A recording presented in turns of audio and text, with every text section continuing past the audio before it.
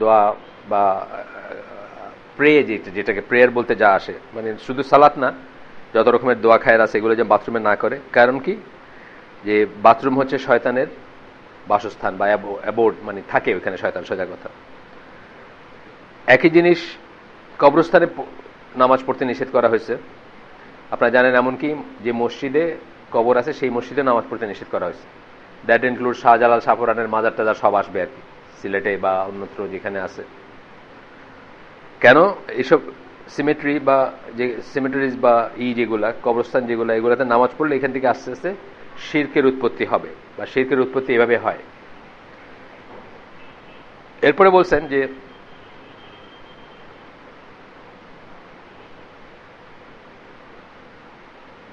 তারা তারা বলতে জিন, শয়তান বা শায়াতিন, এমন কেউ করছে যে জানে না এই সময়টা আমরা কোথায় থাকি।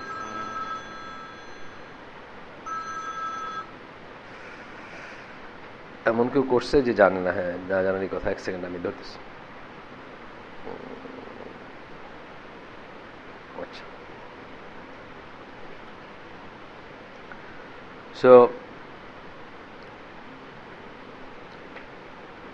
যে সমস্ত জায়গায় ইভিলের সোর্স মানে খারাপ কাজ হয় বা খারাপ কিছুর উৎপত্তি হয়, উদাহরণ দিতে গিয়ে বলছেন মার্কেট প্লেস, বাজার কিন্তু অত্যন্ত খারাপ একটা জায়গা। তখনও ছিল এবং এখন তো আরো অন্যান্য প্লাস প্লাস হয়েছে। তখন যা ছিল তাতেই খারাপ জায়গা ছিল, আর এখন তো আরো প্লাস হয়েছে। আরো একটা হাদিস, সহিহ মুসলিমের হাদিস, আল্লাহ রাসূল সাল্লাল্লাহু আলাইহি ওয়াসাল্লাম বলতেছেন, if you can, do not be the first one to enter the market place. মানে যদি সম্ভব হয় তাহলে বাজারে ঢোকা তুমি প্রথম ব্যক্তি হয়েও না, and do not be the last to leave it, এবং শেষ ব্যক্তি হয়ে না যে বাজার বন্ধ হইতে শুরু করে না, শেষ ব্যক্তি হয়ে না বাজার ছাড়ার। For they are the places of shaitan, ওইগুলো হলো শয়তানের জায়গা। কি? মার্কেট প্লেস, বাজারগুলা। Therein he raises his banner, এবং ওইখানে সে তার পতাকা উত্তোলন করে। সহিহ মুসলিমের হাদিস।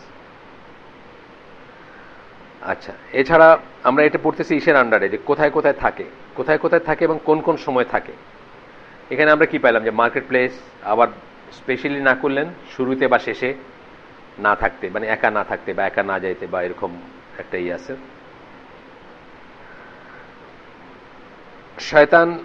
শায়াতিন, এখন শয়তানের ব্যাপারে শায়াতিন যখন প্লুরাল বলা হবে, তখন তার বংশধর, তার বাহিনী বা ডিসবিলিভার যারা, কাফের জিন যারা, এই সবকটা ইনক্লুডেড হবে এর ভিতরে। নানা ক্যাটাগরি আছে, সেটা আমরা আগে পড়ছি, আরো পড়বো সামনে।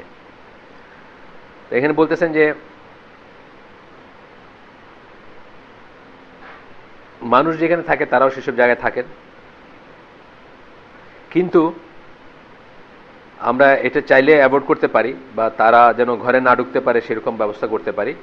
যেমন একটা উদাহরণ দিয়েছেন যে আমরা আয়াতুল কুরসি পড়তে পারি। তারপরে আরো আছে যে যখন প্রথম আসে, অন্ধকারটা যখন প্রথম আসে, আপনারা দেখবেন যে গ্রামে আমরা দেখছি আমাদের নানিরা, দাদিরা আজান পড়ার ঠিক আগে আগে এই সবাই ঘরে আসো।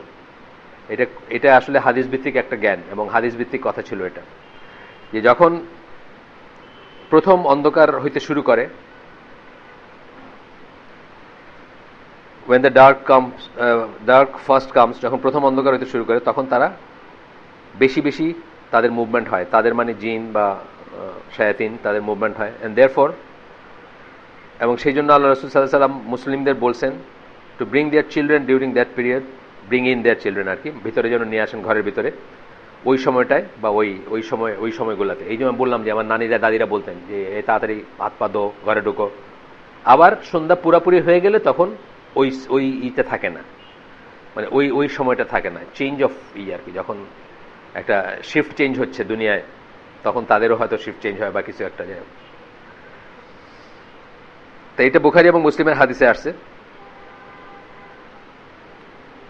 আজান শুনলে শয়তান পালায়, শয়তানের বাহিনী বা ডেভিলস, এখানে প্লুরাল বলছেন, শায়াতিন, খারাপ জিন যেগুলা, ক্যানট স্ট্যান্ড লিসনিং টু ইট, এবং তারা এটা মানে সহ্য করতে পারে না আজানটা। এবং উল্টাটা আমরা জানি কি, যে গান হইল শয়তানের আজান, মানে গানটাকে তার খুব পছন্দ হয় আর কি, উল্টাটা আর কি, মানে গান বাজনা যেখানে হয় সেখানে তাদের একটা অ্যাট্রাকশন থাকবে। আর রিয়েল আজান যেখানে হয় সেখান থেকে তারা এটা সহ্য করতে পারে না। আজকাল অনেক মানুষ আছে আজান সহ্য করতে পারে না। আমাদের এই শহরে অনেক মানুষ আছে ফজরের সময় খুবই বিরক্ত, কি বিশেষ করে মাইক যদি থাকে পাশে আশেপাশে, একটু ঘুমানোর উপায় নাই। সারা রাত ডিশটা দেখা মানে ওই সিরিয়াল টিরিয়াল শেষ করে যতক্ষণ চোখে সহ্য হয়েছে জায়গা টাইগা, তারপরে একটু ঘুমাইছি, সেই ঘুমটাও আর ঘুমানোর উপায় নেই। করতে খালি মাইকে আর একটা দিলেই তো হয় আজান, এত কটার দরকার, এটাও কিন্তু বলে অনেক, মানে একখান থেকে একটা দিলেই তো হয়। এত মসজিদে এত মাইক একসাথে শেষই হইতে চায় না। নাউজুবিল্লাহ। রমাদানে তাদেরকে শৃঙ্খলিত রাখা হয়, সেটা আরেকটা ব্যাপার। এরপরে বলতেছেন যে শায়াতিন বা খারাপ জিন বা মানে শয়তানের বাহিনী যারা, অথবা ডিসবিলিভার কাফের জিন যারা, তারা কোথায় বসে বা কোথায় গ্যাদার করে, মানে আড্ডা মারে অথবা একত্রিত হয়, এটাও একটা এটা সবসময়ের জন্য মনে রাখা উচিত আর কি। এটা আমি দেখছি মুরব্বীরা না করতেন, আমরা তখন বুঝতাম না যে এটার মিনিং কি। শেড এবং সানলাইট, অর্ধেক ছায়া অর্ধেক রোদ, এরকম জায়গায় বসতে না করছে। মানে ধরেন আপনি এমনভাবে বসছেন, হয় না আমরা অনেক সময় শীতের দিনে, ওই আমার নিজের হয় এটা, আমি ডিরেক্ট সানলাইটটা আমার সহ্য হয় না, বুঝছেন, মাথা ব্যথা, শীতের দিনও মাথা ব্যথা করবে বেশি যদি বসি আমি। তো একটু ছায়ার ভিতরে বসলে মানে রোদও আছে আশেপাশে, কমফোর্ট লাগে, এইসব জায়গাগুলো নিষেধ বসা।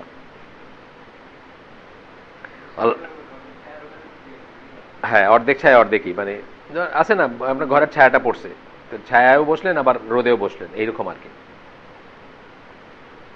আল্লাহ রাসূল এখানে বসতে না করছেন মুসলিমদের, এটা হাদিসে আসছে এবং সহিহ হাদিস। অ্যানিমেলস অফ দ্য জিন আমাদের যেরকম আছে, আমাদের যেরকম পশু আছে, ধরেন ফর এক্সাম্পল ঘোড়া আছে, গরু আছে, আগের দিনে বাহন হিসাবে ঘোড়া ছিল, উট ছিল, বা খাবার বা গৃহপালিত আছে, তাদেরও এরকম আছে। এটার দলিল হচ্ছে ওই হাদিসটা আমরা আগের দিন পড়ছিলাম, আবার পড়তেছি একটু, যে কোনো হাড় যেটাতে আল্লাহর নাম উচ্চারিত হয়, অর্থাৎ যখন আপনি আল্লাহর নাম উচ্চারণ করে জবেহ করেন এবং খান, তখন সেটাতে তাদের জন্য প্রভিশন থাকে, জিনদের জন্য প্রভিশন থাকে, মানে তাদের যতটুকু দরকার সেটুকু খাদ্য, ফুড ভ্যালু বা গোশত বা যাই হোক, তাদের খাবার যে ফর্মটা সেটা থাকে। তারপরে বলতেছেন যে তারপরে আল্লাহ রাসূল তাদেরকে বলছেন, জিনদের একটা ডেলিগেশন আসছিল, তাদেরকে বলছেন যে তোমাদের হাতে যখন আসবে তখন এটা মাংস দ্বারা আচ্ছাদিত থাকবে, যদি সে হাড়ের উপরে আল্লাহর নাম উচ্চারিত হয়ে থাকে। অর্থাৎ মুসলিমরা, আমরা পরে দেখছি বা আগেও দেখছি আমরা, বা পরে দেখবো যে মুসলিমদের স্লটার করা অ্যানিমেল বা তার হাড়গুলা মুসলিম জিনরা খাবে, আর যেগুলোর উপর আল্লাহর নাম উচ্চারিত হয় না ওগুলা কাফের জিনগুলা খাবে বা তারা পছন্দ করবে খাইতে।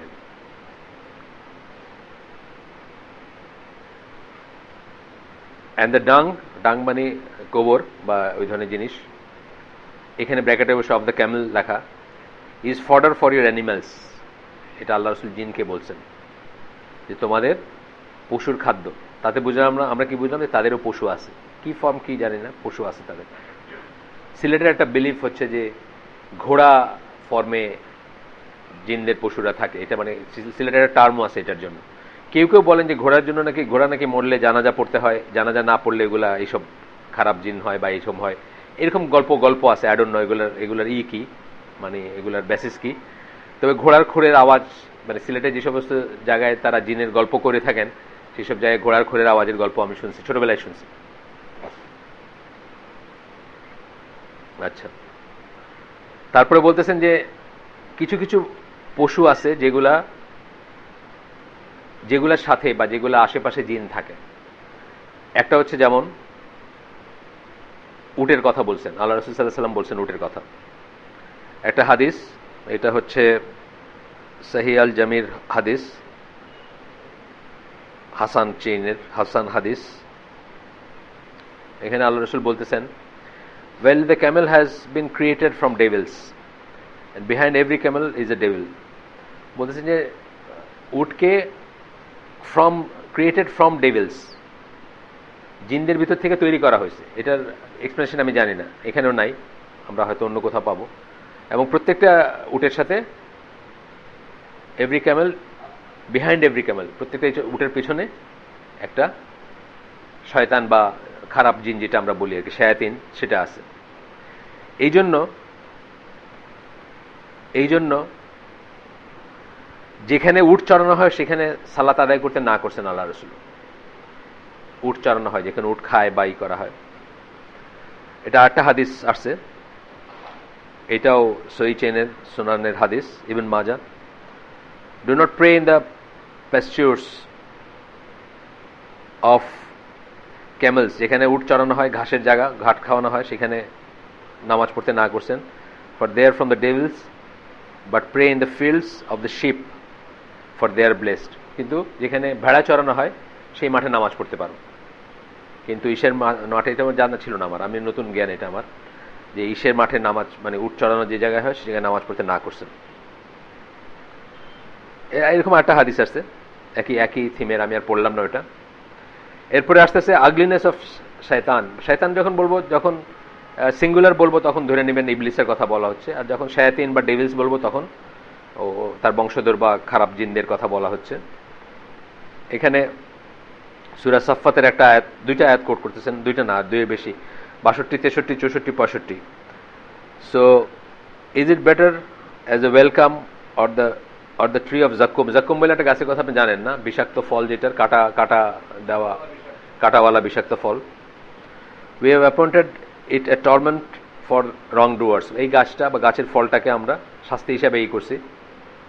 তারপরে আল্লাহ বলতেছেন, it is a tree that springs in the heart of hell, মানে জাহান্নামের মাঝখানে যেটা গজায় বা করে। আর এটার ফলের কথা বলতেছেন, as it were the heads of devils, মানে শয়তানের মাথার মতো ফলগুলা। আল্লাহ একটা জাস্ট সিমিলি দিচ্ছেন এখানে। খ্রিস্টিয়ান খুব আগলি, খুব কষ্টদায়ক, খুব খারাপ জিনিস বোঝানো হয়েছে। মিডল এজে খ্রিস্টিয়ানরা তারা শয়তানকে একটা কালো মানুষের মতো একটা চোখা দাড়ি এবং ভ্রু, উঁচা করা ভ্রু এবং মুখ দিয়ে আগুন বেরোচ্ছে, প্লাস শিঙালা হিসাবে তারা পোর্ট্রেট করে আর কি, মিডল এজের খ্রিস্টিয়ান হিসেবে। আপনারা দেখবেন যে কাবালা যেটা বলি আমরা, জুইশ ব্ল্যাক ম্যাজিকের হিসেবেও কিন্তু এই রকমেরই মোটামুটি ডেসক্রিপশনটা দেখবেন। এই ম্যাডোনা যেটার নিছে আর কি, বায়াত নিছে যেখানে আর কি, মানে ম্যাডোনাকে আমার এতদিন, মানে আমি ম্যাডোনাকে সাক্ষাৎ শয়তান মনে করি আর কি, মানে শয়তানের প্রতিনিধি বা শয়তান। তা একজন আমাকে জ্ঞান দিল যে এখন নাকি তার স্থলাভিষিক্ত আরেকজন বাইরেছে, লেডি গাগা, সে নাকি ওই ম্যাডোনা যা করতো তাই করে আর কি, করে বেড়ায়। যাই হোক, আমার আপডেটিং নাই, একজন আমাকে আপডেটিং করলো আর কি, যে এখন আঙ্কেল আপনি তো ম্যাডোনার কথা লিখছেন কোথায় জানি, এখন ম্যাডোনার কাজগুলা ইনি করে থাকেন আর কি। সাক্ষাৎ শয়তান মনে আমার কাছে, মানে যা কিছু ইভিল, যা কিছু ব্যাড, সে সেটা রিপ্রেজেন্ট করে।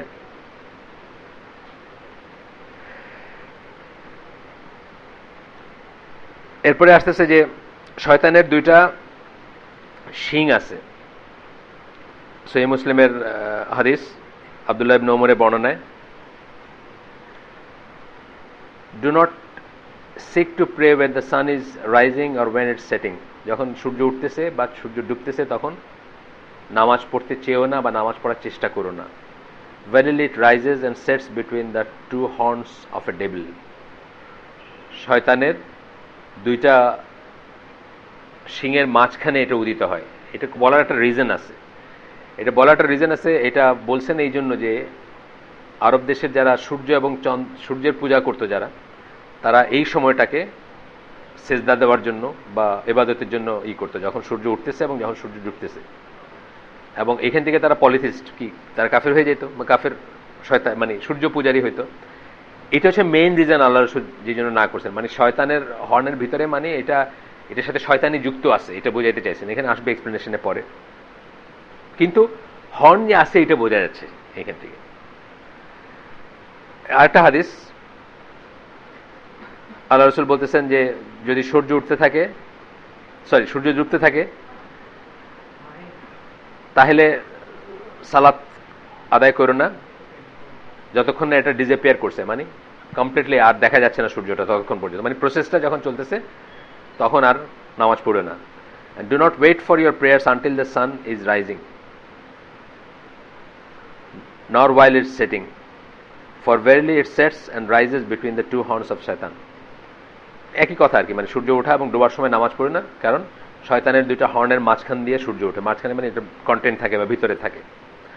এই হাদিসের কথা বলতেছেন আর referring to the polytheists of the Arabs, যেটা আমি বললাম আপনাদের, আরবের মুশরিকদের কথা বলতেছেন যারা সূর্যেরই করত এবং তারা এই সময় সেজদায় যাইত যখন সূর্য উঠতেছে অথবা সূর্য ডুবতেছে। এবং এই সময় কি করতো, শয়তান নিজেকে ওইখানে প্লেস করতো সো দ্যাট তার ওয়ার্শিপ করা হয়। শয়তান অ্যাকচুয়ালি, শয়তানের একটা মিশন কি, শয়তান তো তাগুত, একটা ডেফিনেশন আমরা পড়ছি না, তাগুত। তাগুত কি, তাগুতের এক নম্বর ডেফিনেশন কি, যে তার আল্লাহর ইবাদত রেখে তার ইবাদত দিকে মানুষকে ডাকে, সে হলো তাগুত। শয়তানের একটা পরিচয় হচ্ছে তাগুত। শয়তান চায় যে আপনি তার ওয়ার্শিপ করেন, ডিফারেন্ট ডিফারেন্ট ফর্মে করেন, অন্য ডিফারেন্ট ফর্মে করেন, কিন্তু আপনি আল্লাহর ইবাদত ছেড়ে তার ইবাদত করেন, এটা শয়তান চায়। এবং সে আল্লাহর কাছে প্রমাণ করে দিতে চায় যে আল্লাহর সৃষ্টি ফেল করছে বা আমরা ফেল করছি বা আমরা আমরা আমরা মানে মানে আল্লাহ চাইছিলেন যে আমরা তার ইবাদত করি এবং আমরা করি নাই, আমরা পথভ্রষ্ট, এটা সে প্রমাণ করতে চায় আল্লাহর কাছে। সো সে নিজেকে ওখানে প্লেস করে, বুঝছেন কথাটা, কথা কিন্তু একটা অন্য মিনিং আছে। এটা কথার মানে এটা না যে ওই কিছুর পিঠে, কাসিমের পিঠে সূর্য আছে, ওই মার্কা মিনিং না। এটা যে মিনিং হচ্ছে যে যেহেতু আরব পলিথিসরা সেজদা করতো, সেহেতু শয়তান ওইখানে তার পজিশনটা নিত যাতে আলটিমেটলি তাকেই সেজদা করা হয়। এবং সে চায় যে মানুষ তাকে সেজদা করুক, মানুষ তার উপাসনা করুক, বা নানা রূপে নানাভাবে তার কথায় চলুক, মানুষ উঠুক বসুক এবং দিন থেকে খারিজ হয়ে যাক, ইমান হারায় ফেলুক, এটা চায়। এবং লাস্ট মোমেন্ট পর্যন্ত শয়তান চেষ্টা করবে, যার ইমান যত বেশি, এটা আমরা আমাদের বিশ্বাস, যার ইমান যত স্ট্রং তাকে মৃত্যুর আগে আগে শয়তান চেষ্টা করবে যে একবার ওয়ান লাস্ট টাইম আর কি চেষ্টা করবে যে আপনাকে এখান থেকে বিপদগামী করা। আমরা অনেক গল্প জানি এই সম্বন্ধে, আহমদ বিন হাম্বলের শেষ সময়ের গল্প আছে, তাকে এসে ওই সময় বিপদগামী করতে যাইছে একটা কোয়েশ্চেন করে, বা আপনাকে একটা কোয়েশ্চেন জাগাবে বা আপনাকে একটা করবে। এই জন্য তালকিনের ব্যাপারটা আসছে যে মৃত্যুর আগে আগে যেন আত্মীয় স্বজনরা কাছে থাকে, তারা যেন তাকে কালেমার কথা মনে করায় দেয়, যদি তার মনে নাও আসে তার জন্য মৃত্যুটা ইমানের উপর হয়। বিকজ ওই সময় শয়তান চেষ্টা করবে আপনাকে করতে, আপনাকে ডেভিয়েট করতে, আপনার ইমানটা যাতে নষ্ট হয়ে যায় সেটা চাবে। তাহলে এটার এই হাদিসের এক্সপ্লেনেশন আমরা কি পেলাম, যে শয়তান যেহেতু তারা সেজদা করতো, শয়তান নিজেকে ওই জায়গায় প্লেস করতো সো দ্যাট তাকে সেজদা করা হয়, সোজা কথা। আর এমনিতে পলিথিস মানে তো তাই, পলিথিস মানে মুশরিক যারা, তারা তো অ্যাকচুয়ালি শয়তানের, তারা কার ওয়ার্শিপার, তারা শয়তানের ওয়ার্শিপার, বা শয়তানের যা চায় সেটা করে তারা। গেল। এরপরে একটা হাদিস যেখানে আল্লাহ রাসূল বলতেছেন, সূর্য ওঠার কথা বলতেছেন, সহিহ বুখারীর হাদিস এটা, ইবনে ওমরের বর্ণনায় আল্লাহ রাসূল বলতেছেন ভেরিলি দ্য ট্রায়াল। আচ্ছা, এখানে একটা ছোট্ট কথা বলে নিই। রাসূল সাল্লাল্লাহু আলাইহি ওয়াসাল্লাম আমাদের যে সালাতগুলো পড়তে নিষেধ করছেন সূর্য ওঠার সময়, সূর্য ডোবার সময়, এর আওতায় তিনটা সালাত, আপনারা জানেন হয়তো, এই মজলিসের অনেকে সবাই জানেন বা অনেকেই জানেন, তিনটা সালাত এটার আওতায় আসবে না। একটা হচ্ছে আপনার যদি ফরজ নামাজ কাজা হয়ে যাচ্ছে, এরকম সিচুয়েশন হয়, আপনি ঘুম থেকে উঠছেন, ওইটা দেখতেছেন সূর্য উঠে যাচ্ছে, সূর্য উঠতে শুরু করছে, নো ম্যাটার যে টাইমে হোক আপনি আপনার ফরজ সালাত পড়বেন, তখন ফজরের সালাত ধরে। আপনি অ্যালার্ম দিয়ে ঘুমাইছিলেন আসরে মসজিদে যাবেন, কিন্তু ওইটা দেখতেছেন যে আমার একদিন হইলো, অনেক বছর পরে একদিন হইলো যে আমি আসরের সালাত মিস করলাম, I just couldn't wake up আর কি, আমি খুব টায়ার্ড ছিলাম, এই কয়েকদিন আগে হইলো। এখন আপনি উঠে দেখতেছেন হায় সূর্য তো ডুবতে শুরু করছে, তখনও পড়বেন না, ফাস্টেস্ট পসিবল টাইমে আপনি অজু করা যা করে পড়বেন। ফরজ সালাতের ব্যাপারে গেল এটা। আরেকটা হচ্ছে কি দখলুল মসজিদ বা তাহিয়াতুল মসজিদ যে নামাজটা বলি আমরা, এটাও আপনি পড়তে পারেন, এটার জন্য কোনো ওয়াক্তের নেই, চাইলে পড়তে পারেন, আপনি না পড়ে দাঁড়ায় থাকতে পারেন, সেটা আপনার চয়েস, চাইলে পড়তে পারেন। আর 3 নম্বর হচ্ছে ওয়াজিবুত তাওয়াফ, যেটা ওই যে ঈশের সময় হজে গেলে বা উমরার সময় আপনি তওয়াফ করেন, যখন তওয়াফের পরে 2 রাকাত সালাত, আপনি যদি দেখেন এখনো মাগরিবের জামাত দাঁড়ায় নাই, আজান হয় নাই, কিন্তু সূর্য ডুবে ডুবে একটা ভাব হচ্ছে, তাও আপনি পড়তে পারেন। কিন্তু এগুলো নিয়ে একটু বিতর্ক আছে, সব যে একদম এইটি একমাত্র মত তা না, এগুলো বিপক্ষে মত আছে। তবে ফরজটার ব্যাপারে একেবারে স্ট্রং মত আর কি, যে আপনি যখনই জাগেন তখন পড়বেন, এটার সাথে কোনো হারাম ওয়াক্তের কোনো ব্যাপার না। দাঁড়ায় দাঁড়ায় আপনি দেখলেন সূর্য ডুবতেছে, নামাজটা কাজা হইলো, এটা করবেন না আর কি, আর্লিয়েস্ট পসিবল টাইমে আপনি পড়বেন ইনশাল্লাহ। এখানে হানাফি বা আমাদের ট্র্যাডিশনাল ইসের সাথে একটু বুঝের ডিফারেন্স হইতে পারে, সেটা ঠিক করে নেন জীবন। হ্যাঁ,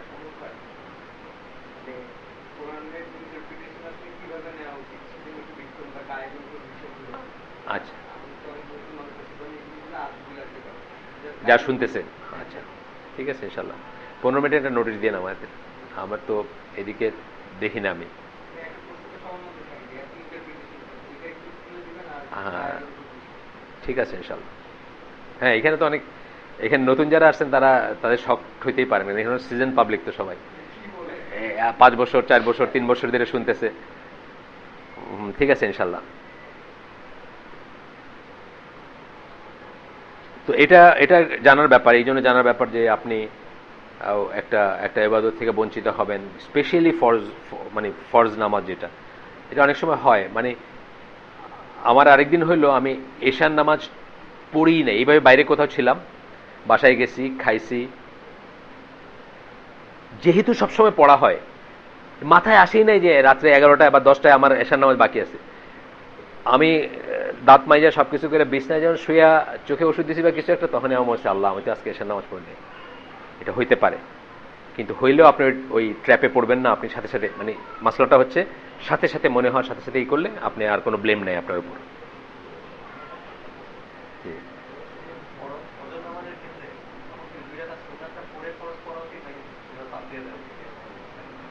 এরকম অবস্থায় বাদ দিয়ে দেওয়া উচিত, কারণ সুন্নত সুন্নতি, সুন্নতের স্ট্যাটাস কোনোদিন ফরজের সমান হবে না। পরে বলি, আজকে এক্সেপশনালি উনি, আপনি তো নতুন মানুষ আপনি জানেন না, এক্সেপশনালি উনি করছেন। আমি মানে জাস্ট সাধারণত আমরা এটা অ্যালাউ করি না, একদম লাস্টে করি আমরা।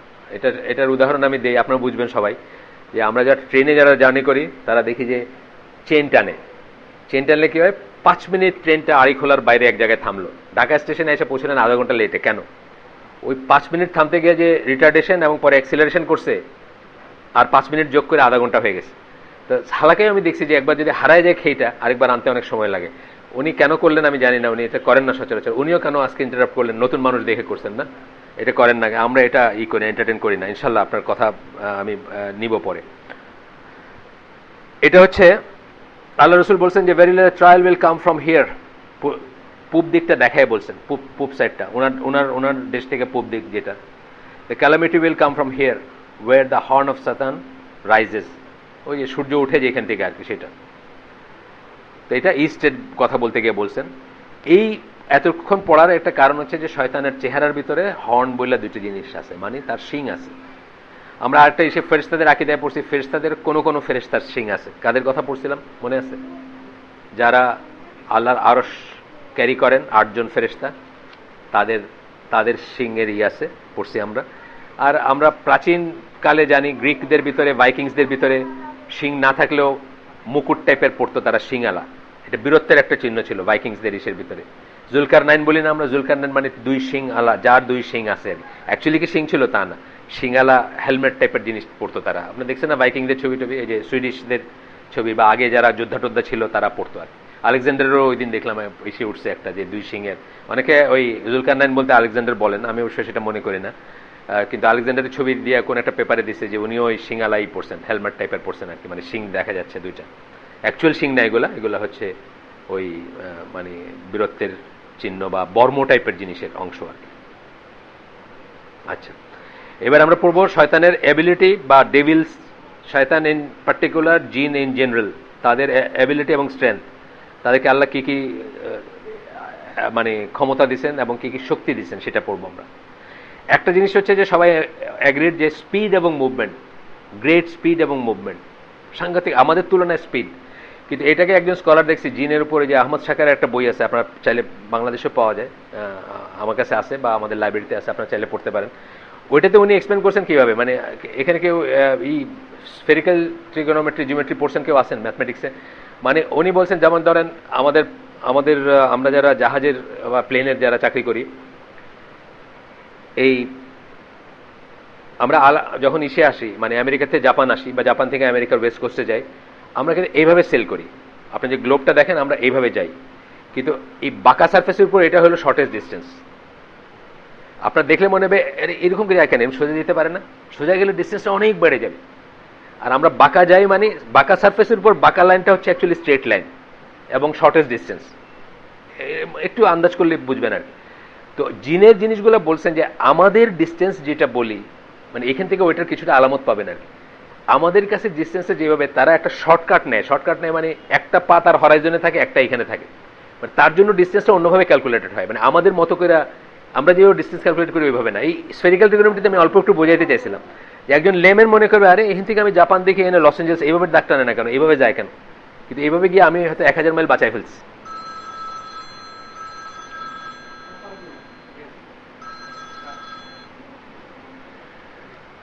তো আপনার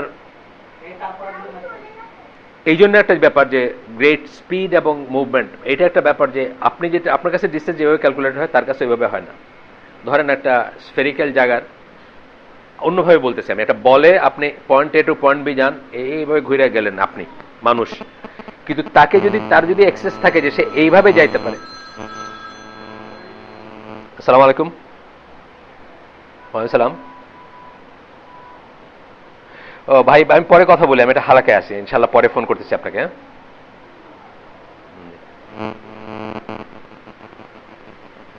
একবার কাটছি পরে আবার করছে, সেই জন্য বললাম। এখন বুঝছেন তো, যদি আমার এক্সেস থাকতো যে আমি স্ফেয়ারের ভিতর দিয়ে যেতে পারতাম, তাহলে আমি কিন্তু এইভাবে পৌঁছে যেতাম, আমাকে ওইভাবে ঘুরে যেতে হতো না। এইভাবে এক্সপ্লেন করছেন ওই আপনার আহমদ শাকের, কিন্তু বড় মানে ওই সায়েন্সের স্টুডেন্ট বা অনেক লেখালেখি আছে ওনার, একটা সফটওয়্যার আছে কোরআনের যেখানে আপনি ওই সার্চ করতে পারেন, আমার কাছে আছে, এটাও নিতে পারেন কেউ চাইলে, খুব খুব ইউজফুল। ধরেন ডিভোর্স দিয়ে আপনি কি ইন করে দিলেন, যত কটা আয়াতে ডিভোর্স আছে সব কটা আয়াতের নাম্বার এবং ই বাইরে আসবে, এবং ওই আয়াতগুলো স্ক্যান করবেন যখন, তো লাল অক্ষরে ওই ডিভোর্স কথাটা আসবে আর কি, বুঝছেন। অ্যারাবিক আছে, ইংলিশ আছে, আবার মাখরাজগুলো আছে, খুব সুন্দর, মানে একটার ভিতরে অল ইন ওয়ান আর কি বলতে পারে না। খুব সুন্দর সফটওয়্যারটা, আগে আমরা দিতাম, আবার মাঝখানে এখন তো আপনাদের মডার্ন মডার্ন জিনিস আছে, এগুলো পুরান দিনের, কিন্তু এই জিনিসটা খুব ইউজফুল, আমার কাছে খুব ইউজফুল। আমি যখন লেখালেখি করি তখন এটা হাতে রাখি আর কি, এটা থাকে আমার কাছে, এটা নিতে পারেন চাইলে। তো ওনার বইটা, জিন বইটা আপনি পড়ে দেখতে পারেন যাদের ইন্টারেস্ট আছে এই ব্যাপারে।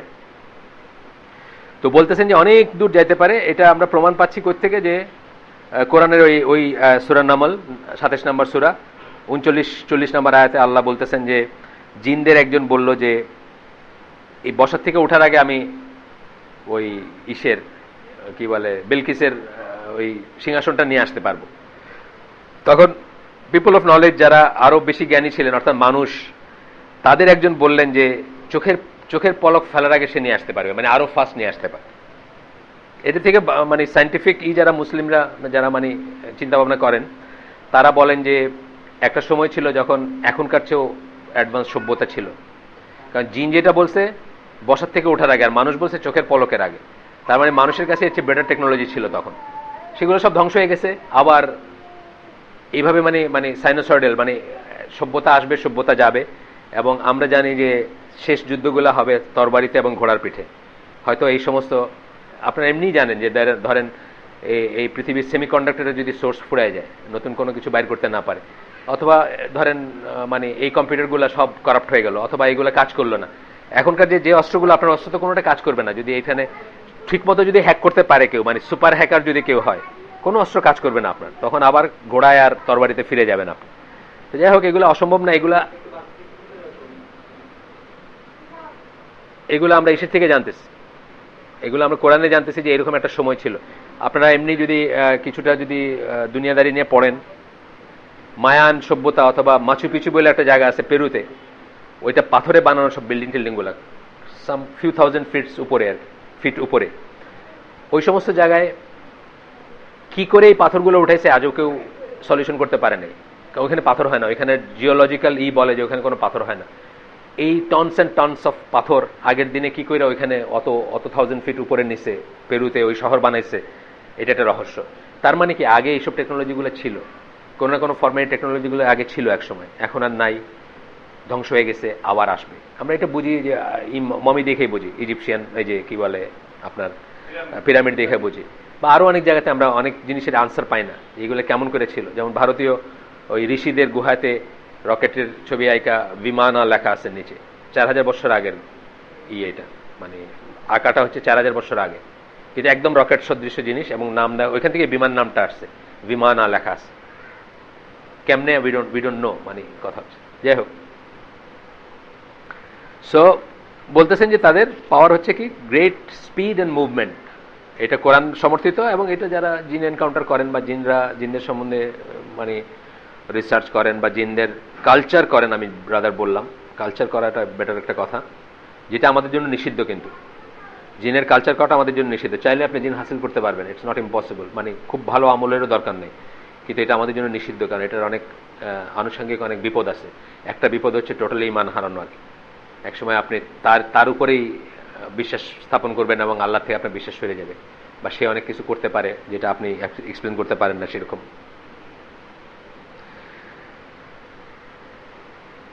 এরপরে বলতেছেন যে তারা স্পেসে আপনার চেয়ে প্রাধান্য বেশি তাদের, অর্থাৎ স্পেসে বিচরণ করার ব্যাপারে। একটা তো স্পিড বললেন, মুভমেন্ট বললেন, এখন হচ্ছে যে এমন সব জায়গায় এসে যাইতে পারে যেখানে আপনি যাইতে পারেন না। ফর এক্সাম্পল আকাশে উপরে উপরে, বা আমরা পড়বো এখন যে সূরা জিনের 8 নম্বর 9 নম্বর আয়াতে আল্লাহ বলতেছেন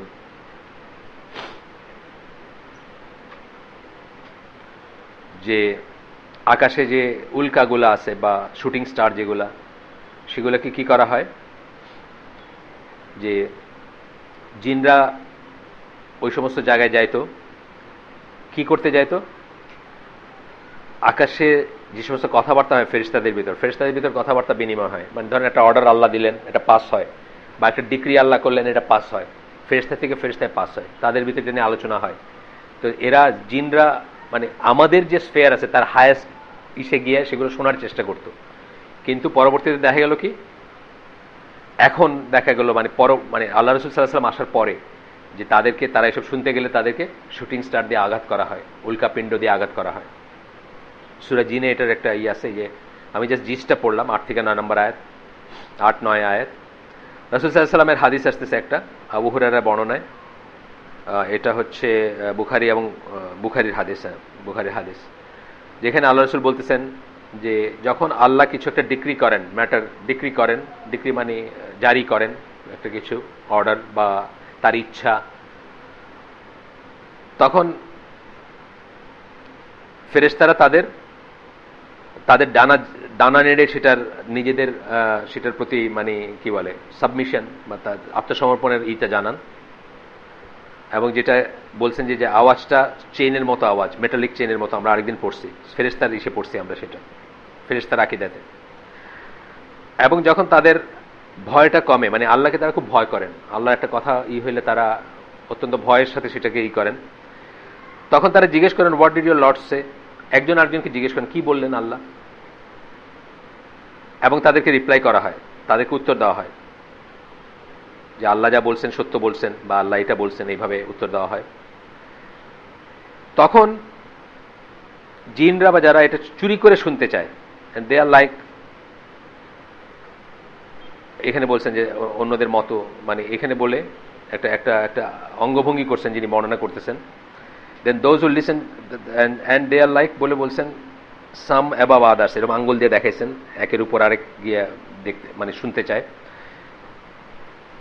তারপরে যখন কেউ শোনে সে আরেকজনের কাছে দেয়, এবং এইভাবে করতে করতে কি হয়, একজন আরেকজনকে বলে, জিনরা যদি কিছু শুনে তখন একজন আরেকজনকে বলে, এবং আস্তে আস্তে কার মুখে আসে, কাহিন যাদের আমরা বলি, সুৎসেয়ার যাদেরকে বলি, যারা ভবিষ্যৎবাণী করে, যারা জাদুটোনা করে, তাদের পর্যন্ত আসে এটা। এই যে আমরা অনেক সময় দেখবেন যে অনেক কিছু আল্লাহ রাসূল সাল্লামকে প্রশ্ন করছেন, বা আমরা অনেক সময় অবাক হই যে এটা কি করে বললো। একটা ধরেন নস্ট্রাডামাস, আপনারা নস্ট্রাডামাসের নাম অনেকে শুনছেন, মিশেল নস্ট্রাডামাস, সে হয়তো 1000টাই করছে, হয়তো একটা ঠিক, হয়তো 999টা মিথ্যা, কিন্তু ওই ঠিকটা দেখে মানুষ অবাক হয়ে গেছে, আরে কেমন করে এটা বললো। যেমন ধরেন তার কথা মতে অলরেডি তলায় যাওয়ার কথা, লস এঞ্জেলস শহরটার থাকার কথা না, কিন্তু আসছে তো এখন, এই প্রেডিকশনটা তার খাটে নেই। মানে বলতেছে যে হয়তো 100টা করছে, একটা খাটছে, মানুষ প্রমাণ পায় বিশ্বাস করতে শুরু করছে। এই কথাটা আসবে একটু পরে। তখন বলতেছেন যে তাদের প্রতি ফ্লেম, ওই যে শুটিং স্টার যেটা বললাম, উল্কাপিণ্ড নিক্ষেপ করা হয়, যে সেটা থেকে বেঁচে যায় সে ওই কথাটার সাথে, যা শুনলো তার সাথে একটা সত্যি কথার সাথে 100টা লাইজ, 100টা মিথ্যা কথা সে যোগ করে। তারপরে দেখা যায় যে মানুষ বলে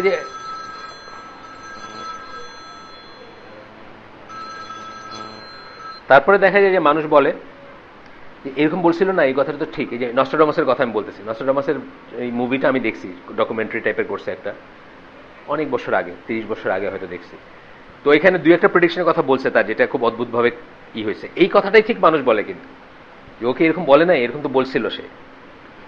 তো যারা কাহিন, যারা ভবিষ্যৎবাণী করে, তাদের কথা আল্লাহ কোরআনে খুব সুন্দর করে বলছেন, মানে অন্যভাবে বলছেন আল্লাহ, যে কোনো সোল জানে না কোথায় সে মৃত্যুবরণ করবে। যদি জানতেন আপনি কি সেই জায়গায় যাইতেন? ধরেন আজকে যদি আমি বলতাম যে এই বাসায় আসলে আপনি মরবেন আজকে, আপনি কি কোনোদিন আসতেন? তার মানে আপনি জানেন না। এইটা একটা প্রমাণ যে কোনো গণক জানে না যে সে তার মৃত্যু কোথায় আছে। জানলে সে সেখানে যাইতো না। এই জন্য আল্লাহ কিন্তু টাইম বলেন না, আল্লাহ প্লেস বলছেন। নো সোল নোজ, টাইম বলেন না, প্লেস বলছেন। যে প্লেসটা আরো বেশি কনফার্মেটরি, কারণ ওইখানে আপনি যাইতেন না। যতই বলেন আমার জীবনের প্রতি মায়া নাই, আপনি জানেন যে এই রেল গেট দিয়ে গেলে আজকে এই রেলের নিচে আপনি পড়বেন, আপনি যাইতেন না, বাসাতেই বাড়িতেন না, তাই না? ওই এলাকায় থাকবেন। তো এই জন্য যাই হোক, তা এটা একটা প্রমাণ যে গণকরা আসলে জানে না, হয়তো একটা সত্যি, ওই যে বললাম, একটা ইনফরমেশন জানে, তার সাথে 100টা মিশে এই করে। প্লাস আমরা পরে দেখবো যে আমাদের সাথে প্রত্যেকের সাথে একটা জিনের একটা কম্পেনিয়ন থাকে, ফেরেশতাদের একজন, জিনের একজন। আমরা পড়ছি না, জিনের যে থাকে সে আউটলিভ করে, আমাদের চেয়ে অনেক হায়াত বেশি তার, এবং আমরা মরে যাওয়ার পরেও সে আমাদের জীবনের অনেক ঘটনা হুবহু বলে দিতে পারবে আমাদের ছেলেদের কাছে, বউয়েদের কাছে বা নিজের কাছে। তখন বলে, আরে আশ্চর্য, কেমনে করে জানে? এটা তো যার জানার কথা না। এই যে প্ল্যানচাট করে না আপনারা, আমরাও করছি, ছোটবেলায় চেষ্টা করছি, কি করে জানি মোমবাতি জ্বালায়, কি বলে আর আত্মারে ডাকে, এগুলো সব এইসব ব্যাপার, এইসব জিন এবং ইসের ম্যাটার আর কি। আমরা মুসলিমরা প্রেতাত্মায় ভূতে বিশ্বাস করি না, আমরা বিশ্বাস করি জিনে। জিনটা একটা সৃষ্টি আল্লাহর, ইন্ডিভিজুয়াল, সেটা আমরা বিশ্বাস করি। তারা ব্যক্তি, আপনি আমি যেরকম ব্যক্তি, এক একজন এক একটা ইউনিট, তারা এরকম ব্যক্তি, এক একজন এক একটা ইউনিট, আমরা সেটাই বিশ্বাস করি। আচ্ছা, জাহিলিয়াতের যুগে তাদের নিয়ে অনেক সুপারস্টিশন ছিল, জাহিলিয়াতের যুগে। সেগুলো নিয়ে কিছু একটা দুটা হাদিস আছে, আমরা পড়ি। এটাই তো once in a lifetime, হয়তো আমি পড়তেছি, আর কোনো হালাকে জীবনে কোনোদিন পড়া হয়নি আমার মনে হয় না। Once in a lifetime জিনিস আমরা শুনি, আমাদের একটু বোরিং লাগতে পারে, কারো জানাও থাকতে পারে, শুনলাম আমরা একটু। তো ঈশের দিনে কি ছিল জাহিলিয়াতের যুগে? ইবনে আব্বাস এর বর্ণনায় আসতেছে, companions of the prophet from among the answers who said they were with the prophet one night and they witnessed shooting star. তারা আনসারদের বর্ণনা থেকে ইবনে আব্বাস বর্ণনা করতেছেন যে তারা রাসূল সাল্লাল্লাহু আলাইহি ওয়াসাল্লামের সাথে একদিন রাতে ছিলেন এবং তারা দেখলেন যে একটা শুটিং স্টার দেখলেন, মানে ওই যে উল্কা বা ওইরকম আমরা দেখি না অনেক সময় এক পাশ থেকে আরেক পাশে আকাশে যায়। The prophet asked them, what did you say during the days of ignorance? মানে জাহিলিয়াতের যুগে তোমরা এরকম দেখলে কি বলতা? তখন ওনারা বলতেছেন, আনসারি সাহাবী যারা, তারা বলতেছেন যে আল্লাহ এবং তার রাসূলই সবচেয়ে ভালো জানেন। We used to say that on that night an important person was born or an important person died. আমরা এরকম দেখলে বলতাম যে কোন একজন মানে বড়, মানে ইম্পর্টেন্ট, গুরুত্বপূর্ণ ব্যক্তির জন্ম হয়েছে অথবা মারা গেছেন, এরকম বলতাম আমরা। রাসূল সাল্লাল্লাহু আলাইহি ওয়াসাল্লাম বললেন, না, এটা সেরকম ব্যাপার না, এটা ডেথ এবং বার্থের সাথে কোনো ব্যাপার না।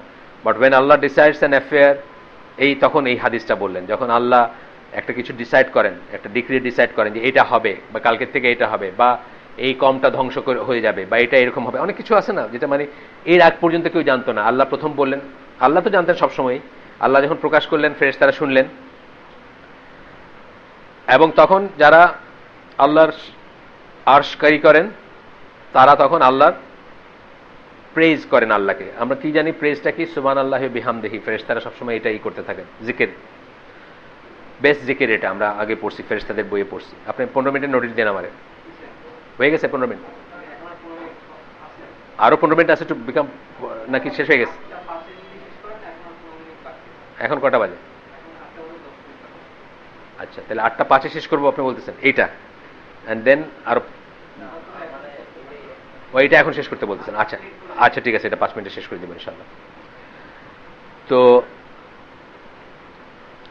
তো বলতেছেন যে তখন এইভাবে যখন তারা শোনেন বা তারা বললেন, তাদের থেকে বলতে বলতে বলতে লোয়েস্ট হেভেন পর্যন্ত, লোয়েস্ট হেভেন মানে আমাদের যে আকাশ যেটা আমরা, সেই পর্যন্ত আসে। দেন those who are close to those who carry the throne say to those who carry the throne, what did your Lord say? ও আচ্ছা, তো কি হয় সেটা? প্রথমে প্রেজ আসলো, যাচ্ছেন আপনি? ও আচ্ছা, প্রথমে প্রেইজের কথা আসলো, যে প্রথমে আল্লাহর জিকির করতে থাকেন, এন্ড তারপরে যারা ক্লোজ টু যারা ওই সমস্ত ফেরেশতা যারা আল্লাহ আরশ ক্যারি করেন তাদেরকে জিজ্ঞেস করেন যে আপনার প্রভু কি বললেন, মানে আপনার রব কি বললেন, তখন এটা ওনারা বলেন। এবং এই কথা আবার বলতে বলতে লোয়েস্ট হেভেন পর্যন্ত আসে, মানে ফেরেশতারা তো স্প্রেড আউট আছেন, সমস্ত এসে তাদের পর্যন্ত আসে। তখন জিনরা কি করে এটা শোনে এবং এসে মানুষের কাছে বলে। তো ইরা যখন দেখেন, ফেরেশতারা যখন দেখেন যে তারা শুনতেছে বা শোনার চেষ্টা করতেছে, তখন তাদেরকে উল্কাপিণ্ড দিয়ে আঘাত করেন। If all that they say would relate is only that which they actually had heard, they would be truthful. যা শুনলো শুধু সেটুকু যদি বলতো তাহলে মিথ্যা বলা ছিল না, ঠিকই বলতো। কিন্তু তারা এটার সাথে কি করে, একটার সাথে 100টাই, যে আবার বলছেন একটার সাথে এখানে 100টা বলেন নাই, sorry, instead they makes it with lies and make addition to it. তারা মিথ্যা কথা যোগ করে এবং যোগ করে বলে। সেই জন্য আমরা বলতেছি যে কাহিন যারা, গণক যারা, বা জিন কালচার করে যারা, জিন কালচার করে একটা জিনিস, আর হাত দেখা দেখি আরেকটা জিনিস। কিন্তু হাত দেখা দেখি আর তারার ক্যালকুলেশন একটা জিনিস, আর জিন কালচার একদম ডিফারেন্ট একটা জিনিস। তো তারা যেটা বলতেছে যে তারা একটা সত্যের সাথে 100টা মিথ্যা মিশায় বলে মানুষকে। এবং আমি এক চাচার কাছে যাইতাম, নজবিল্লা, আমি যখন ওই এই যে আসি আর কি, আমার বিয়ার 4-5 বছর পরে উনি আমার একদিন হাত দেখে বলতেছেন যে আশা করা যায় এতদিনের ভিতর তোমার বিয়ে শাদী হয়ে যাবে আর কি, 4-5 বছর পরে। চাচা খুব ফেমাস ছিলেন ওই সময় আমাদের ইয়াং জেনারেশনের ভিতরে। তা আমি হাসতেছিলাম মনে হয়, আমার বাচ্চা দৌড়ে দিয়েছে তখন আর কি, বুঝছেন না, ছেলে দৌড়ে দিয়েছে। তো ওই সময় খুব নাম করা ছিলেন উনি, ময়মনসিংহ বাড়ি, ভদ্রলোকের। আমরা খুব ভক্তি শ্রদ্ধা নিয়ে তার কাছে যাইতাম। কোনো সমস্যা জীবনে হইলে, সালাম, জীবনে কোনো সমস্যা দেখা গেলে তার কাছে যাইতাম, গিয়ে চাচার কাছে অ্যাডভাইস নিতাম। উনি আবার বয়স্ক ছিলেন আর অবিবাহিত ছিলেন ফর সাম রিজন, জানি না। তো খুব খুব গম্ভীরভাবে উনি আমার বলতেছে যে তোমার তো আরো কয়েক বছর পরে ইনশাল্লাহ হয়ে যাবে বিয়ে শাদী। তখন আমার ছেলে দৌড়ে দিয়েছে এইরকম আর কি, মানে কনজেকচার আছে কোন। আর পরে আমি যখন হাত দেখে দেখে একটু পড়াশোনা করছি, আপনার অ্যাভারেজ একটা মানুষকে আমি 3-4টা জিনিস বলবো, একটা না একটা লেগে যাবে, আপনার মনটা দুর্বল হয়ে যাবে, বুঝছেন না।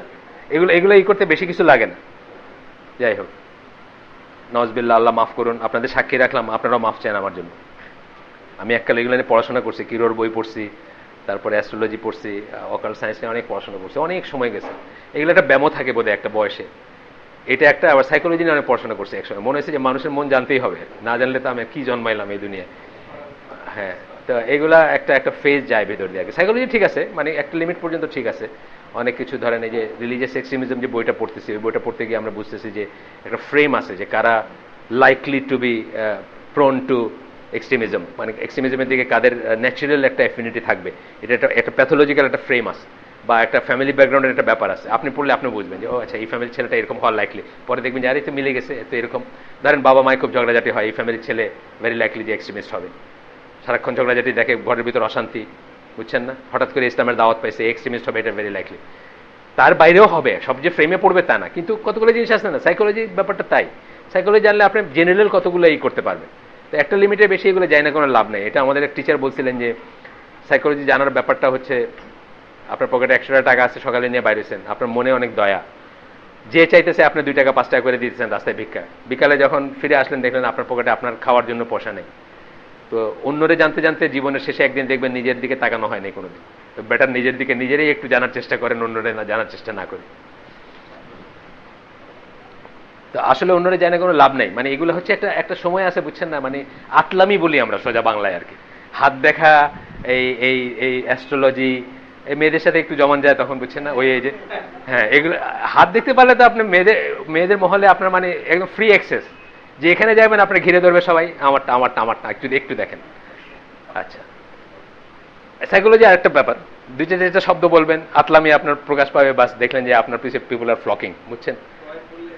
হ্যাঁ, ফ্রয়েডের বই এখনো আছে আমার, ওই সময়কে কেনা বই এখনো আছে। গ্রুপ অ্যানালাইসিস,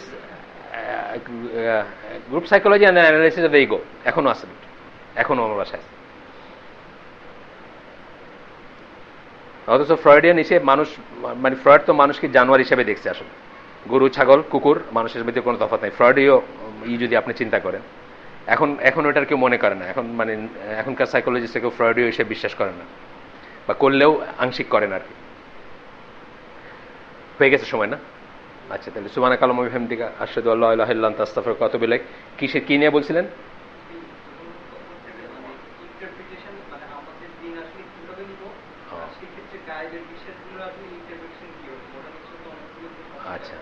আমাদের দিন আমরা কিভাবে নিব, এইটা ব্যাপার হচ্ছে যে আমাদের দিন বা যে কোনো দিন প্রথমে চিন্তা করতে হবে যে আল্লাহ আছেন কি নাই। যে কোনো মানুষ, জেনারেল মানুষ শুরু করবে তার চিন্তা এখান থেকে যে আল্লাহ আছেন কি নাই। এখানে তার সন্দেহ থাকতে পারে, একটা পর্যায় পর্যন্ত সন্দেহ অ্যাকসেপ্টেবল বা থাকতেই পারে। সে এই সন্দেহটা আগে নিরসন করবে যে আল্লাহ আছেন, এটা সে নিশ্চিত হবে। এটা খুব ইজি, এটা খুব কঠিন কিছু না, একটু সময় বের করলেই হয়, জীবনে কিছুটা সময় বের করলে হয়। আমি যেটা বলি যে আপনার উনি সাদা পাঞ্জাবি পরে আসছেন, ওই পাঞ্জাবির গায়ে যদি একটা পানের পিকের দাগ থাকতো এখন, তা আমি জিজ্ঞেস করতাম এটা কেমন লাগছে, উনি বলতেন যে পান খেতে গিয়ে লাগছে। ধরেন এই একটা দাগ আমি কল্পনা করতে পারি না যে এটা নিজে নিজে লেগে গেছে, নিজে নিজে হয়ে গেছে, নিজে নিজে নিজেকে দাগ লাগাই দিছে, এটা তো মনে করি না। সেই জায়গায় এই মহাবিশ্বের এত সব কর্মকাণ্ড নিজে নিজে হয়ে গেছে, অটোমেটিক্যালি চলতেছে, এটা পাগল ছাগল ছাড়া কেউ মনে করবে না, যে ফর্মে হোক আর কি। আমি আমার বাচ্চাদের একটা ক্লাস নিতেছিলাম, স্কুলের বাচ্চাদের, তাদের আমি বলতেছিলাম যে রাস্তায় বাইরে আমরা কি দেখি, লাল হলুদ সবুজ, সবুজ হলুদ লাল, মাত্র তিনটা সিকোয়েন্স, লাল হলুদ সবুজ, সবুজ হলুদ লাল। এই তিনটা সিকোয়েন্স যে পাগল যে ন্যাংটা হয়ে রাস্তায় হাঁটতেছে সেও বলবে না যে এটা নিজে নিজে হইতেছে। সে ভাববে যে কোথাও বাক্সে কেউ বসে রয়েছে অথবা একটা প্রোগ্রাম বানায় দিছে, একটার পরে একটা আসবে। এখন আমরা যদি আমাদের লাইফের তাকায় দেখি অথবা মহাবিশ্বে তাকায় দেখি, রাত দিন রাত দিন রাত দিন, এই একটা সিকোয়েন্স যদি দেখি, অথবা গ্রীষ্ম বর্ষা শরৎ হেমন্ত শীত বসন্ত, 6টা যদি দেখি, এই যে পর্যায়ক্রমিক ঘুরে ঘুরে আসতেছে, এটা আমরা এত বড় কর্মকাণ্ডকে আমরা অটোমেটিক মনে করতে পারি না, মানে পাগল ছাগল ছাড়া কেউ মনে করবেন যে সময় নেবে। এইভাবে চিন্তা করলে আপনি দেখবেন যে এই মহাবিশ্বে একটা পারপাস আছে এবং একজন এর পেছনে কেউ আছেন। আল্লাহ বিশ্বাস হতে কঠিন কিছু না। সেকেন্ড পার্টটা যেটা নিয়ে তাহকিক করবেন বা যেটা নিয়ে সময় বিজ্ঞাপন করবেন, সেটা হচ্ছে যে কোরআন শরীফটা কি আল্লাহর কাছ থেকে আসছে কিনা, অথবা মোহাম্মদ সাল্লাহ সাল্লাম কি সত্যিকার নবী কিনা। দুইটা একই কথা, আসলে দুইটা একই কথা। যদি কোরআন শরীফ আল্লাহর কাছ থেকে এসে থাকে তাহলে কোরআন শরীফে আল্লাহ বলছেন যে মোহাম্মদ তার রসুল, তাহলে ওটা সত্যি। আর যদি রাসূল সাল্লাল্লাহু আলাইহি ওয়াসাল্লাম সত্য নবী হয়ে থাকেন তাহলে উনি বলছেন যে কোরআন আমার কাছে নাজিল হয়েছে, তাহলে ওটা সত্যি। যে কোনো একটা হইলে আপনার হইল। এই দুইটা যখন আপনার হয়ে গেল, তখন আপনাকে প্রথমে একটা জায়গায় দাঁড়াইতে হবে যে আমার জীবনে একটা পারপাস আছে, আমার একজন সৃষ্টিকর্তা আছে, আমার একটা পারপাস আছে। আমি অ্যাক্সিডেন্টালি কার্বন হাইড্রোজেন অক্সিজেন থেকে একটা ওই প্রোটিনের সেল হয়ে গিয়ে আমি ওইখান থেকে হই নাই। আমার একটা পারপাস আছে, আমাকে একজন বানাইছেন। পারপাসটা কি? পারপাসটা কই থেকে জানবেন? যিনি বানাইছেন তিনি যে কোনো কিছুর পারপাস সবচেয়ে ভালো জানেন।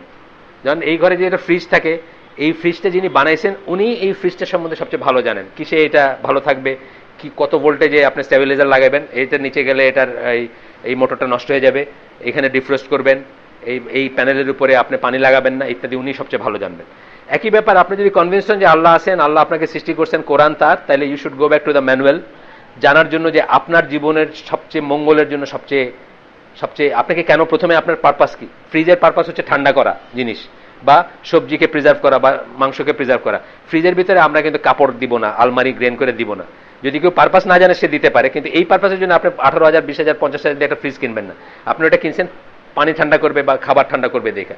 তো আমাদের লাইফের পারপাসটা কি, অ্যাকচুয়াল পারপাস কি? আমরা খাই, পড়ি, ঘুমাই, বিয়ে করি, বাচ্চা প্রডিউস করি, এগুলো পারপাস না। আমাদের লাইফের সোল পারপাস কি? আল্লাহর ইবাদত করা। কোরআনের একটা আয়াতে আসছে, সূরা 51 নম্বর সূরা 56 নম্বর আয়াতে, একটা আয়াতে আল্লাহ স্পেসিফিক্যালি বলছেন যে শুধুমাত্র একটা কারণে আপনাকে সৃষ্টি করেছে, আল্লাহর ইবাদত করার জন্য।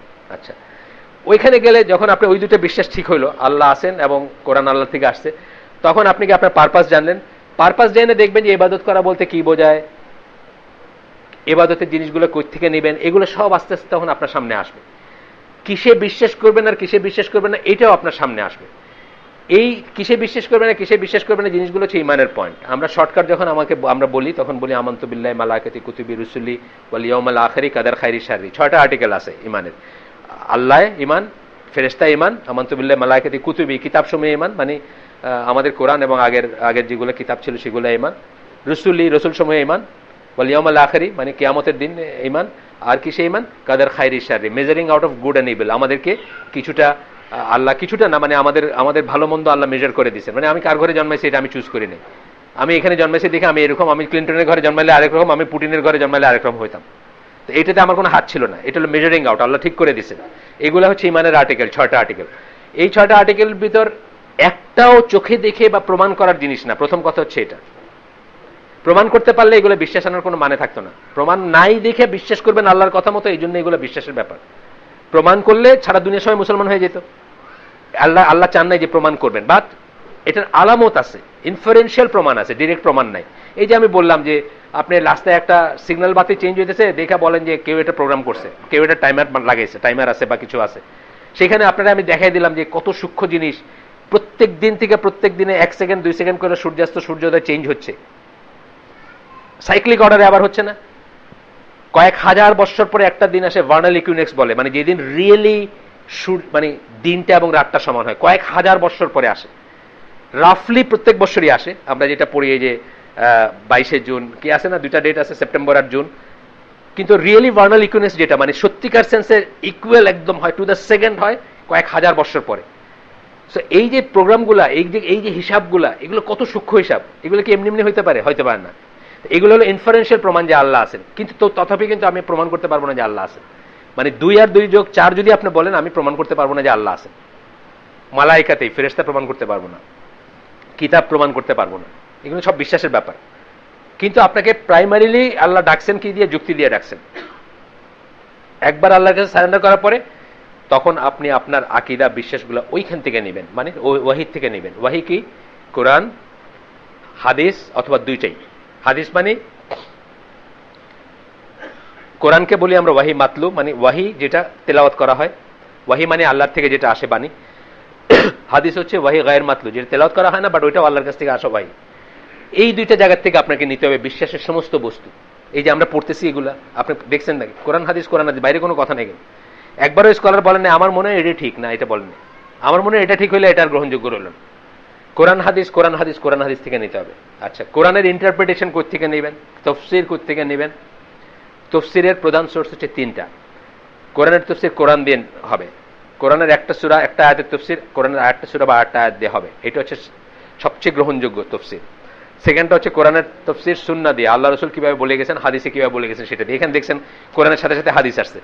কোরআনের একটা আয়াত পড়লাম ওই যে শুটিং স্টার, তারপরে হাদিস পড়লাম শুটিং স্টার, একটা দিয়ে একটা সাবস্টেন্সিয়েট করা হয়েছে। 3 নাম্বার সোর্স হচ্ছে সাহাবীরা কি বুঝছেন কোরআন থেকে, যেটার উপর তারা একমত হয়েছেন, কোরআনের যে ইন্টারপ্রিটেশনটার উপর, ওইটা হচ্ছে তাফসীরের 3টা প্রধান সোর্স। এর বাইরে 2টা সোর্স আছে, ওগুলো সেকেন্ডারি সোর্স, ওগুলা অবিতর্কিত না। থার্ডটা হচ্ছে অ্যারাবিক ল্যাঙ্গুয়েজের জ্ঞান আপনার, সরি ফোর্থ, 3টা হচ্ছে প্রথম, তারপরটা অ্যারাবিক ল্যাঙ্গুয়েজেরই, আর ফোর্থটা হচ্ছে রায় বা আপনার যুক্তি। কিন্তু এই পরের 2টার দিয়ে যদি আপনি কোনো একটা কনক্লুশনে পৌঁছান, ওটা যে প্রথম 3টার সাথে কন্ট্রাডিক্ট করে তাহলে ওটা ভ্যালিড না। ওই প্রথম 3টার সাথে কন্ট্রাডিক্ট করতে পারবে না, এমন ভাবে ইন্টারপ্রিট করতে হবে। এগুলো হলো ইন্টারপ্রিটেশনের ব্যাপার গেল। আর কি বলছিলেন? হ্যাঁ, গায়েবের উপর বিশ্বাসগুলা, ওই যে এগুলাতে আগে বিশ্বাস করে পরে আল্লাহ বিশ্বাস করলে কিন্তু আপনার গোলমাল হয়ে যাবে। এগুলো সিরিয়াল আছে না। আল্লাহ রসুলের প্রথমে কেন বললাম আমি, মানে আল্লাহ কোরআনে কেন বললাম, মানে যদি ওইটা বিশ্বাস আসে আপনার, যদি ওটাতে বিশ্বাসটা মানে স্থাপন করতে পারেন আপনি, তাহলে বাকিগুলো খুব ইজি হয়ে যাবে। বাকিগুলো ইজি। এটা অনেকটা এইরকম ব্যাপার যে আপনি গ্রামের ডাক্তারের কাছে গেছেন, এক ডাক্তার বলছে যে আপনার এই দাঁত তুলে ফেলতে হবে, আর ডাক্তার বলছে আপনার কিছুই হয়নি। কে বলছে দাঁত তুলে ফেলতে হবে? আমি পোকা বাইর করে দিতেছি। আপনি খুব কনফিউজড।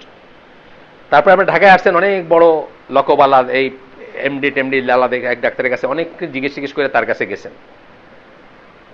এখন তার উপরে আপনি বিশ্বাস আনছেন। কেন আনছেন? আপনি অনেক কিছু দেখছেন। আপনার হচ্ছে বললো যে আপনি রোজ সকালে একটা করে ভিটামিন সি খায়েন, দাঁতের মাড়ি শক্ত হবে, আপনার এই যে ঝিনঝিন করা এগুলো কমে যাবে। আপনি জিজ্ঞেস করবেন না যে কেন এটা বলতেছেন, কারণ আপনার ওই জ্ঞান নেই যে জ্ঞান তার আছে। সে তো 10 বছর ধরে এগুলো পড়ছে, আপনি গ্রাম থেকে এসে তার কাছে দেখাইতে গেছেন। কিন্তু তার আগে আপনি কনভিন্স হয়েছেন যে এই ডাক্তারের কিন্তু জ্ঞান আছে এবং ডিগ্রি আছে। আপনি প্রথমে কনভিন্স হবেন যে আল্লাহ আছেন এবং কোরআন আল্লাহর কাছ থেকে আসছে, তারপরে ওইখানে যা আছে সবকিছুকে আনকোয়েশ্চেনেবল বোঝেন বা না বোঝেন বিশ্বাস করা হচ্ছে এ মাস্ট ফর এ মুসলিম। একটা অক্ষরে সন্দেহ আনলে আপনি আর মুসলমান থাকবেন না, মুসলমান থেকে বের হয়ে যাবেন। একটা অক্ষরে, একটা শব্দে না, একটা অক্ষরে সন্দেহ যদি থাকে যে অক্ষরটাকে আসলে ঠিক কিনা বা সত্য কিনা, তখন আর কোনো নাই। কিন্তু সারেন্ডার করার আগে, ইসলামে গ্রহণ করার আগে, ইসলামে দাখিল হওয়ার আগে, হ্যাঁ আপনি আল্লাহ আপনাকে যুক্তি দিয়ে ডাকছেন সবসময়। এই যে যুক্তিগুলো আমি বললাম এগুলো আমার যুক্তি না, এগুলো আল্লাহর যুক্তি। আল্লাহ বলছেন তারা মানে রাত এবং দিনের অল্টারেশনের ভিতরে আয়াত আছে, নিদর্শন আছে, তারা একটু চিন্তা করলেই বুঝবে। এগুলো আল্লাহ বলছেন, সব বলে ফেলছেন। সব আমি যেগুলো বললাম এগুলো অন্য ফর্মে আল্লাহ বলছেন। সুতরাং আল্লাহ যুক্তি দিয়ে প্রথমে ডাকছেন। কিন্তু ওয়ান্স ইউ আর কনভিন্স যে আল্লাহ আছেন, আপনি সারেন্ডার করলেন, শাহাদা নিলেন, মুসলমান হইলেন, তখন সব যে আপনি একদিনে বুঝে ফেলবেন তা না। তখন আপনি ওই টেক্সট থেকে নেবেন, টেক্সচুয়াল জিনিস, তখন আপনার যুক্তির উপরে প্রাধান্য পাইতে হবে। আল্লাহ বলছেন ঠিক আছে, আমি সামিনা আতান, আমি শুনলাম এবং মানলাম, আমি বোঝার চেষ্টা করবো যদি পারি, চেষ্টা করব, কিন্তু একটা পেন্ডিং চেষ্টা করা কিন্তু আপনাকে বিশ্বাস করতে হবে। এই জন্য আমি বললাম কি, দুইটা জিনিসের উপর প্রথমে তাকিদ করবেন, ওই দুটাকে যদি সত্য মনে হয় বাকি সব খুব ইজি। আর ওইখানে যদি আপনার গড়বড় থাকে, আল্লাহ আসেন কি নাই বা কোরআন আল্লাহর কাছে আসে কি নাই, প্রতিনিয়ত আপনার প্রশ্ন আসবে, তাইলে এটা কেমনে একটু এনজয় করবো না লাইফে? জীবনটাকে খালি এসবের জন্যই আসছে নাকি? ওরা কত সুন্দর এনজয় করতেছে, তারপরে তো ওরা কত ভালো থাকে, আমরা এত হিজাব করি, নেকাব করি, টুপি পরি, নামাজ পড়ি, আমাদের তো কোনো কষ্টের শেষ নাই, আমাদের বাসে ঝুলে যাইতে হয়, কি গরম, বুঝছেন না? ওরা নরওয়েতে ন্যাংটা চলে, তারপরে ওদের কত লাইফে কত শান্তি, তাই না? এটা আপনার মনে আসবে, কারণ আপনি ওই অর্ডারগুলো না জানলে আপনার মনে আসবে। ওই অর্ডারগুলো জান্নাত জাহান্নাম এগুলো যখন কনভিন্সড হবেন, তখন বুঝবেন যে এগুলোর সবকিছু একটা পারপাস আছে, আপনাকে এখানে কেন জন্ম দেওয়া হয়েছে, ওকে ওইখানে কেন জন্ম দেওয়া হয়েছে, এগুলোর পিছনে উইজডম আছে, এগুলো সব বুঝবেন ইনশাল্লাহ। আর কিছু প্রশ্ন আছে নাকি কোনো? আপনার প্রশ্ন ছিল আপনার? আচ্ছা, দানুনার আগে ছিল, বলেন।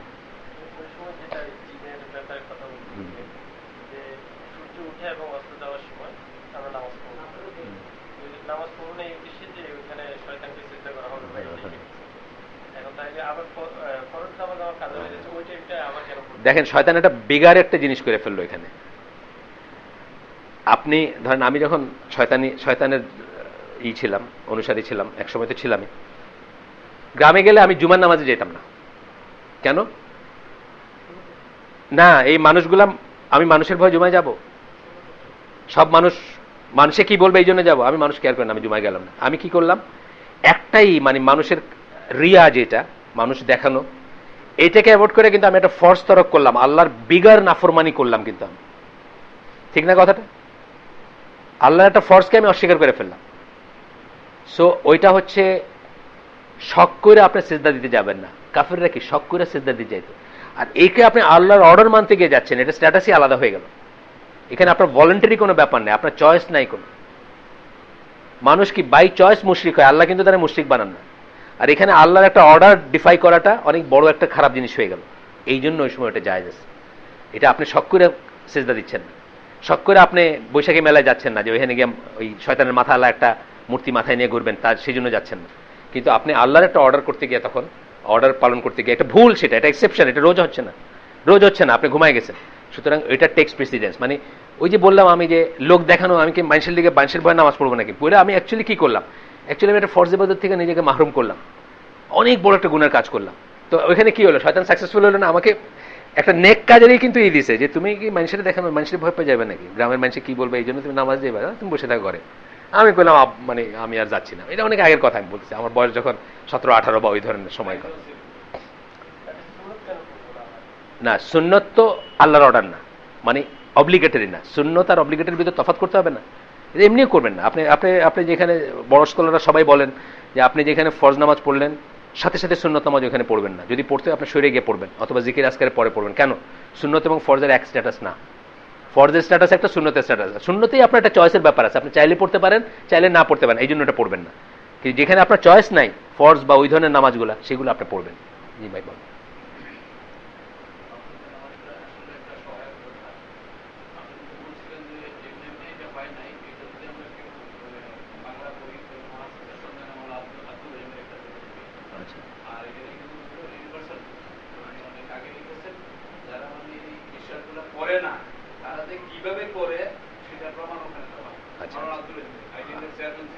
বলছি শেষ আমাদের, আর কিছু আপনি যদি বলেন ই করতে পারেন। কি জিনিস? হ্যাঁ, ক্লোন রুলিং কি মানে? ওইটা অ্যাসেক্সুয়াল সেল রিপ্রোডাকশন থেকে আসতেছে। মানে আপনার আপনার গাছের বেলাতে ধরেন, গাছে যে আমরা কলম করি, সেম জিনিস আসলে। মানে এমন, ও রুহের কথা বলতেছেন আপনি?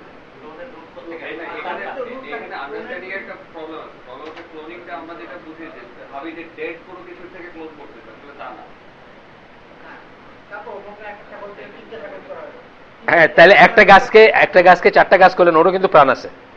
আপনি জানেন তো বায়োলজিতে গাছের প্রাণ আছে। যে না না না না না না, প্রাণ তো আছে। ছাগলের রু বলতে আমার যে সেন্সে রু আছে, ওই সেন্সে ছাগলের রু আছে, এটা কিন্তু ঠিক না।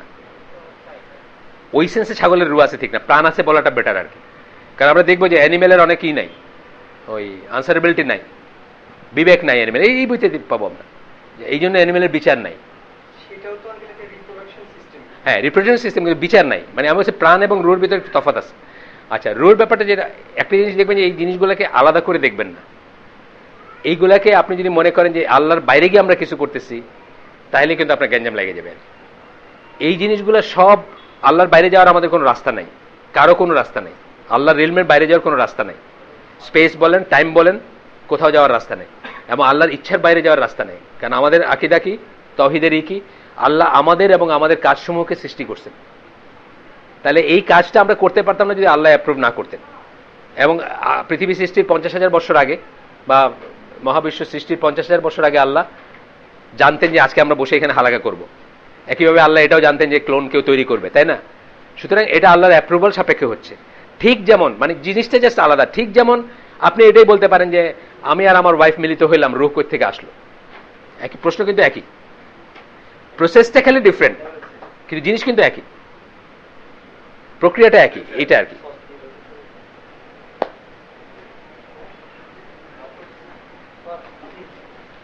এটা একটা বিশেষ প্যাকেটে দেখতেছি, এটা একটু মাজেজা বললেন।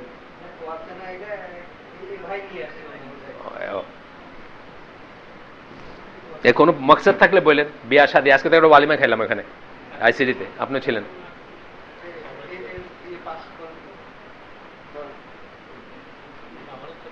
জি বল। হ্যাঁ,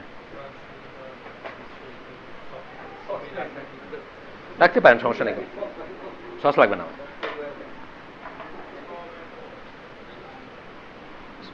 বিয়ের সাথে সম্পৃক্ত মনে হচ্ছে।